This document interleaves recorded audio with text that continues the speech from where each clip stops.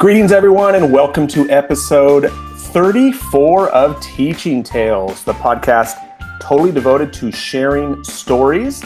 I am Brent Coley, an elementary principal in Southern California, and I'm really excited because tonight I have joining me somebody who I have followed from afar, but I'm actually getting to talk to for the first time, someone who, before we started recording, I think we're, at least in my mind, kindred spirits in terms of he shares my passion for storytelling, and that is Todd Nesloney. Todd, how you doing, man? Hey, man, I am great, and I'm so thrilled to be here and be on the show, so thanks for having me. Absolutely. Like I said, I mean, storytelling is one of the most powerful instructional strategies I think there is. I mean, in my little thing on my website, the greatest storyteller ever to walk the earth, a man who could walk on water, frequently taught through stories. So, I mean, people remember stories. So before we jump into said stories, let anyone who is not familiar with you and your background and what you do, who is Todd Nesloney? I guess it depends on who you ask. Since you're asking me, I am an elementary principal in Novasota, Texas, which is about an hour west of Houston, Texas. I have been a principal. This is my fourth year. Before that, I taught in the classroom, in a fourth and fifth grade classroom for 7 years. I love working with kids, and I also co-wrote this little book called Kids Deserve It. Which is a fantastic book. I was talking with one of my teachers earlier today who has also read that book, and I said, "Hey, Natalie, I'm going to get to chat with one of the authors of that tonight." She was like, "Oh my gosh!" So, and I'm going to be chatting with Adam in a couple days. So we're going to have you guys back to back. So I'm super stoked about that. So when we kind of messaged back and forth about, well, what do we want the theme for this episode to be?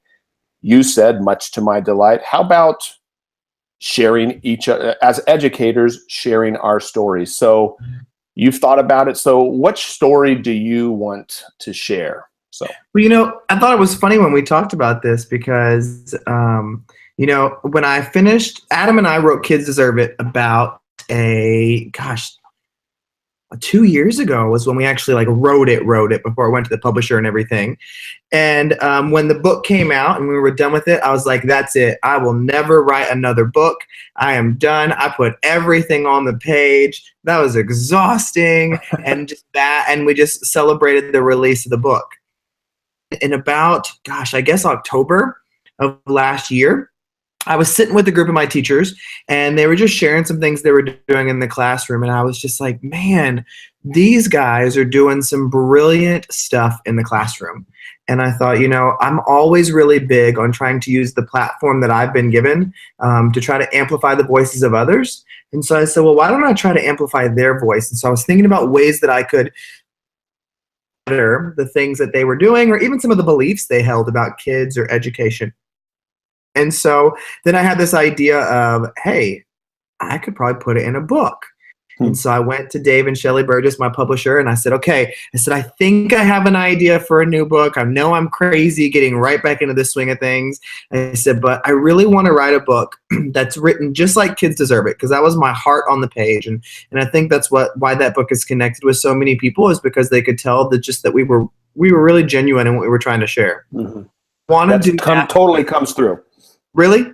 Good. Right. That absolutely comes. It's as if you're sitting in a coffee shop, which is probably what you were going for. So definitely, because I just wanted to be. I love teaching through stories, just like what you were talking about earlier. So that's why we try to tell so many stories to the book. And so I said, I want to write a book like that again. I said, but I want to write it with my staff, because if I'm going to do something after Kids Deserve It, I want it to be unique. And I said, there's not a book out there where a school gets to tell their story or from the voices of all their teachers. And so I announced it to my staff and really had to pressure some people to share their story, because when you work with teachers, they hate being on camera. They feel really uncomfortable with their writing. A lot of teachers will say, you know, my stuff's not that great. I see so-and-so sharing things on there. Theirs is so much better. And I've always been of the belief, just like Angela Myers talks about, is that, you know, all of us bring worth, all of us have a genius. And the moment we withhold our genius from the world, we're doing a disservice to the world. Mm-hmm. And so I did a lot of talking with my teachers about sharing their story. And for a good chunk of them, I had to go and say, hey, I think this would be awesome for you to share. Or do you remember when this happened? And so I gathered their stories. I wrote every chapter, and every chapter features an insert, or nurse, or music leader, or instructional aide, or secretary. We really wanted to focus on everybody's voice, because everybody at the school matters and makes a difference. And it's been really exciting getting to kind of put that book together. And I got to read a copy of it about a month ago. And I was just like excited for this book to be out, because it's, my teachers have been joking around. They're like, oh my gosh, are we going to be famous? And I'm like, well, people are going to know your name because you're in a book now. But just to see their excitement and the excitement on campus, because the books, there's some instructional practice ideas in there, like classroom transformation, math strategies, things like that. But there's also just some really good heartfelt stories. Maybe a story about an interaction they had with the parent, or a teacher, or a student, or one of my favorite chapters in the book is called "It's Okay to Grieve." And in that chapter, I talk about how important it is that when things happen in our lives, that we take the time to grieve it, that we don't just push it aside, that we don't act like it's not that big of a deal. We actually emotion and share that emotion with others. And so the story I write about in the book is, I write two stories in that chapter. One of them is about, very briefly, just about losing my wife's best friend in a car wreck unexpectedly. And then the other story that I share is, you know, in Kids Deserve It, I wrote a story about my grandma and about her passing and the impact that it has on me. And after Kids Deserve It came out, and before I wrote Stories from Webb, her husband, my grandfather, passed away. And some similar instances of dealing with that. And I wrote about just that grieving process of losing both sides of them, and what that was like. And when I shared that with my staff and asked some of them to write some things, just some of the stories that they were willing to pour out were just incredible. There's one story in there that's super powerful about one of my teachers going through a miscarriage and losing her child. And so just the vulnerability that exists within that, just to show that, yeah, we're all in this field together, we all go through, but that's where we have the opportunity to really bond together and share those stories and allow those stories to speak to each other's lives and show that we aren't alone in what we're doing. Yeah. Well, gosh, boy, you're making me even more excited to check this one out. So, but I think that's the great thing. It's what you're doing with your book. I mean, because the fact that it's not just you sharing your stories, which you probably have enough to write your own book. I mean, we hear that all the time. Oh, geez, you should write a book. You're actually doing it, but I love how you are bringing your staff in, and that's kind of what I'm trying to do with this podcast is, yeah, I have a bunch of stories and I like to share them, but it's not just me talking alone on this podcast each episode. We have so many, how many millions of educators are out there, each one with their own story. And what you just said about not feeling alone. I mean, I've got a principals meeting coming up on Wednesday. And I look forward to those. We've got them once a month. Probably you've got something similar to that at your district level. I look forward to that because one of the things is there's an informal time to sit and share stories with my colleagues. And it's that opportunity there's 11 elementary schools in my district. So to sit around a table with 10 other principals and feel like you just said, I'm not alone. So when it's that crazy, oh my gosh, my single plan for student achievement is due, this is due, this is due, this is due, everything's going on. And to hear them say like exactly what I'm feeling is awesome. But if we don't have those conversations, if we don't tell those stories to each other, we feel isolated. We feel like, can I do this? So Well, and I also, I really firmly believe in the fact that if you've been given a platform wanting to hear your story, then you have a responsibility to amplify the voices of others as well. And I know that with me, I mean, I don't say this, this is so uncomfortable to say, period, but I know that I have a fairly large following on Twitter. I know that people see my tweets, watch the podcast show, join the Kids Deserve It chat, whatever.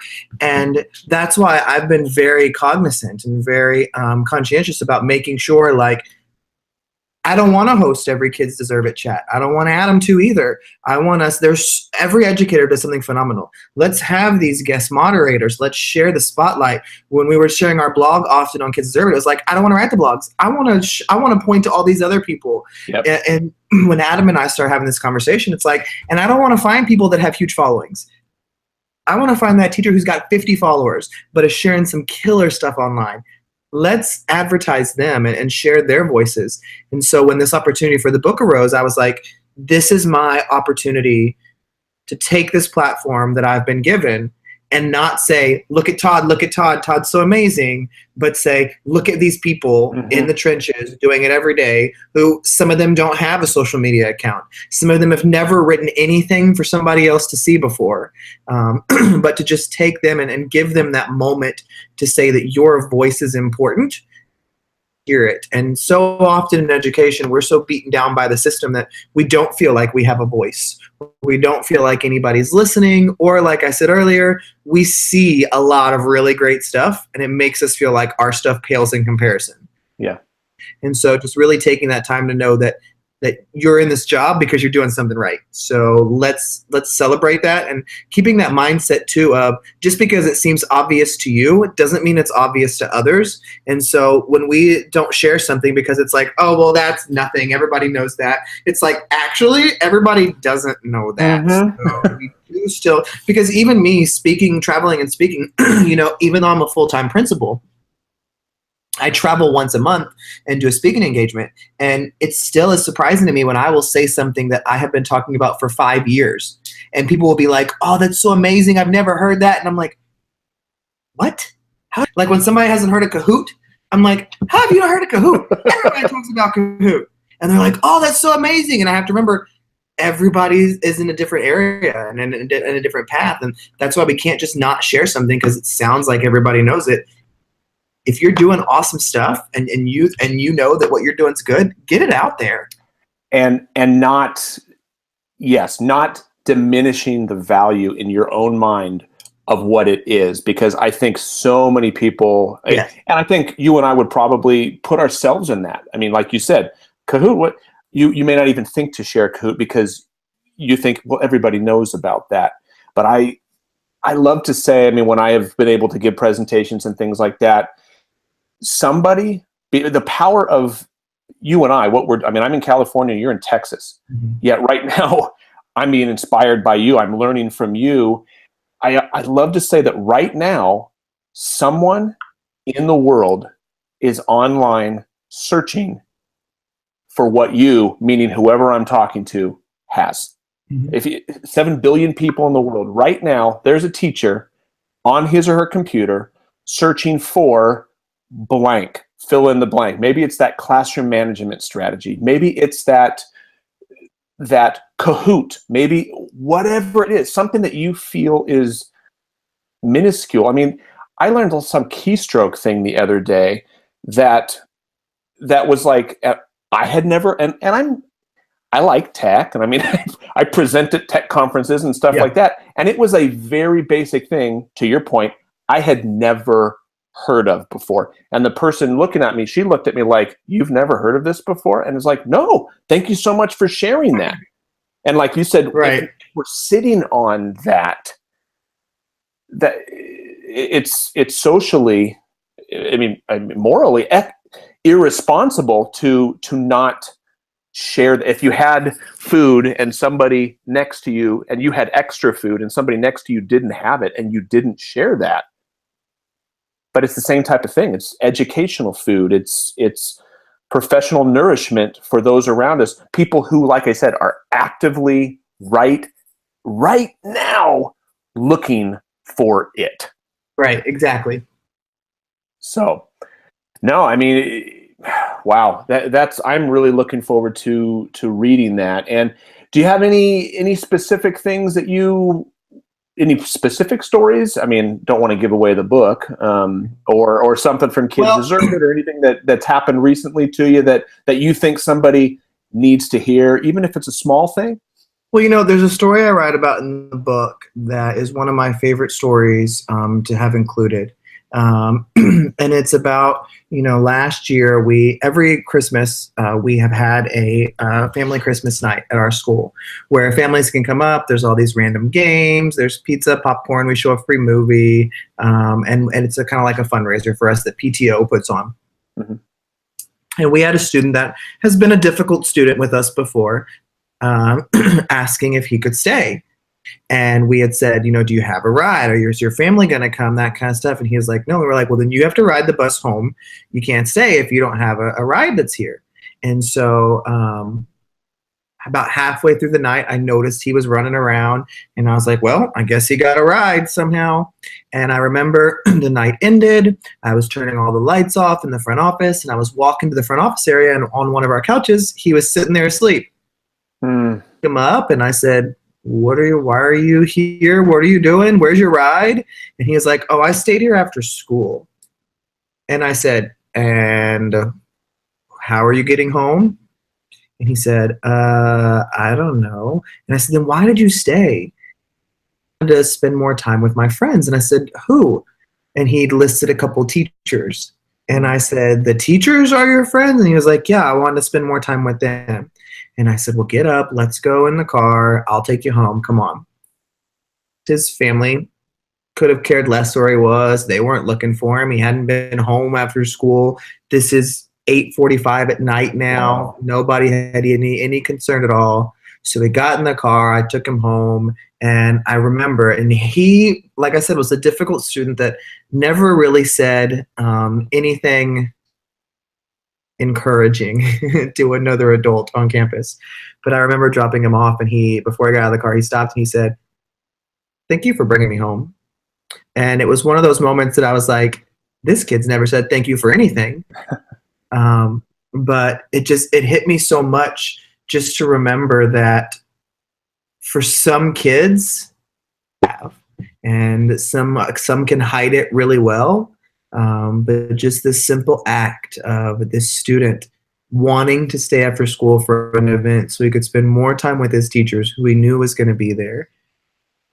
He was going to get home, and falling asleep on the couch in the office, and me just giving him a ride home and hearing him say something like, thank you for Homer. And it was just, and then the next day at school, he was back to his normal ways. But it was kind of he went over the junior high this year, the other night, and he lives within walking distance now. And so he walked over and he gave me a big hug and asked me how I was doing. And I was like, oh, this is that kid that I was able to take home. And so those little moments that as educators, what we do that really makes a difference and that makes the job worth it on those days when it's just like, what am I even doing? This is the hardest job ever. I'm not cut out for this. I can't handle this. Nobody likes me. Da, da, da, da. Yeah. It was just a nice reminder of the impact that we make even when we don't realize it. Exactly. I was just thinking of something that just happened to me the other day that ties right into what you just said. I was observing in a first grade classroom, and kids some of them were working independently, some were in small groups, and some of the kids were doing a little writing activity. And I walked over to a girl and I said, what are you writing about?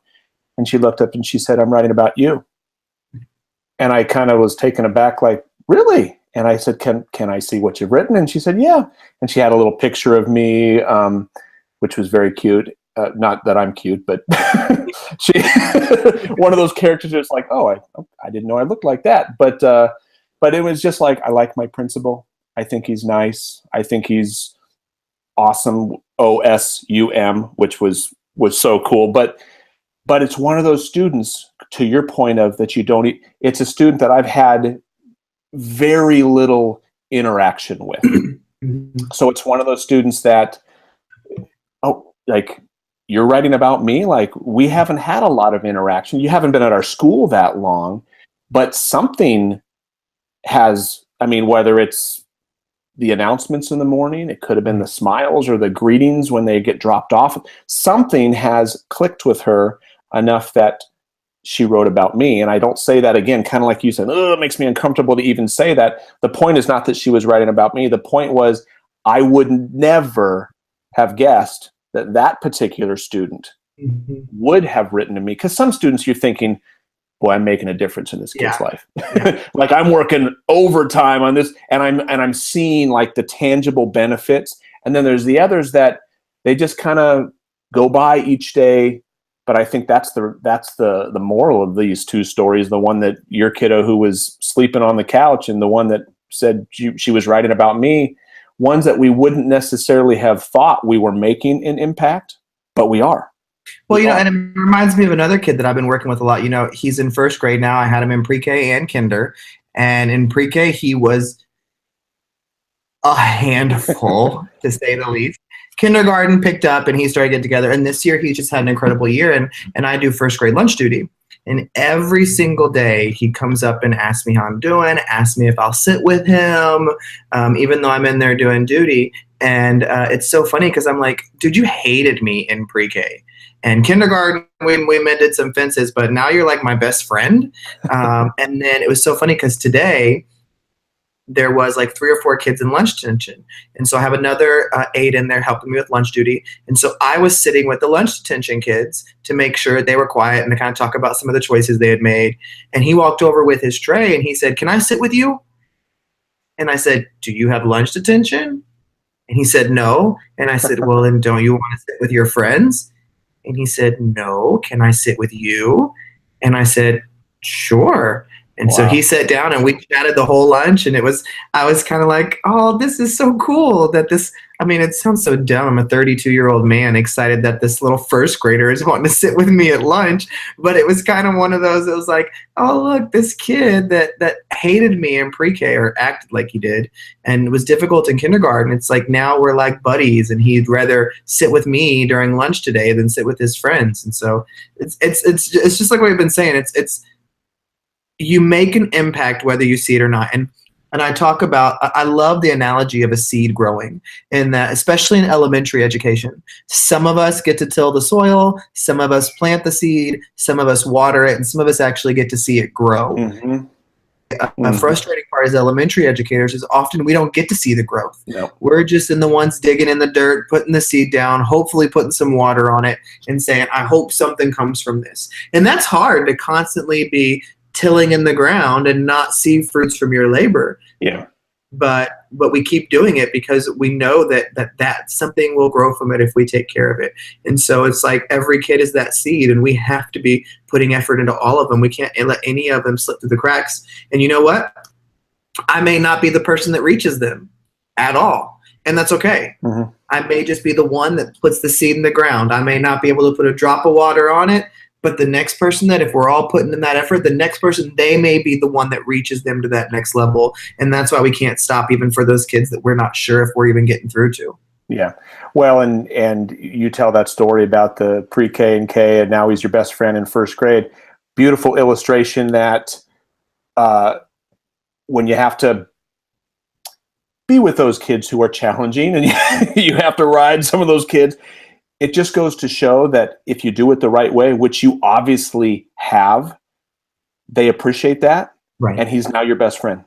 And it's kind of, they want that structure. They want that discipline. They want to know that you care. Yes. Even in the moment, they may not act like it. In the end, they can sit there and go, that person really cares about me because they spent that time doing that. Yeah. I had 2 kids one year when I taught 5th grade, and the 2 kids that required the most attention, the most reminders, that were probably the most challenging, were the only 2 students on the last day of school who gave me a hug. And it was just one, it's like, I wouldn't, if you would have said, name 2 students who are going to give you a hug that day, it would not have been, 2 students who were going to throw darts at your picture on a dartboard, it would have been those 2 because I had to be on them because that's what they needed. But they were able to see, well, he does this because he cares. Right. So now, wow, that's, Todd, thank you for sharing, man. That's you have just You've excited me about your stories. I can't wait to see that. Can you? I don't think you've released. You haven't had a release date, and that's okay. Yes, I'm not pushing it.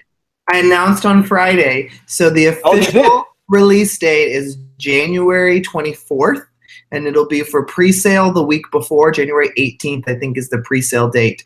But it will start shipping from Amazon on January 24th. And God, that feels so long away. I'm just ready for it to be out.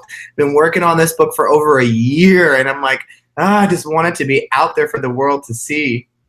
Awesome. Well, you definitely have somebody who will be picking that up. And your other book, co-written with Adam Welcome, called Kids Deserve It, which, if anyone is listening and has not read that, another excellent, and like we have said, very an easy read in terms of it's conversational. It's just something that is easy to get through, but really, really powerful. Right. And anyone who, you can go to Amazon and find those. If anyone wants to connect with you online, how could they do that, Todd? Well, I'm on every pretty much social media platform there is, and you can find all that on my website, which is just toddnesloney.com. It's got all my social media networks. It's got the books and links to them, the Kids Deserve It posters we have, the t-shirts, all that kind of stuff. Everything's on my site, my blog, all of it, how you can contact me for anything else. And if you can't find that, or you don't know how to spell Todd Nesloney, you can just start spelling it the best way you can and just Google it and it'll come up. But on Twitter and Instagram, I'm Tech Ninja Todd.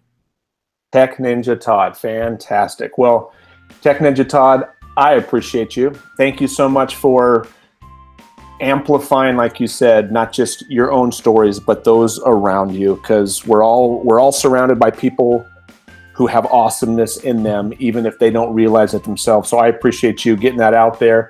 I can't wait to read it myself and help make your teachers famous. So they said they'll appreciate that. Yeah, you tell them that Brent Coley will think that that they are famous from some nobody in Southern California. So, well, Todd, thank you again for taking the time. I appreciate it. And for everyone listening, thank you for taking the time. If you have not already done so, once again, you can find us in iTunes, in Google Play. If you haven't done so, subscribe. If you like what you hear, give us a review and a like. We would appreciate that. When I say we, meaning me, really. I would appreciate that. And that just helps get the word out so more people can benefit from hearing this. It's not about me. It's about, as Todd has said, getting the word out and amplifying the awesome stories that others have. So once again, everyone, thank you so much for listening. And until next time, have a good one.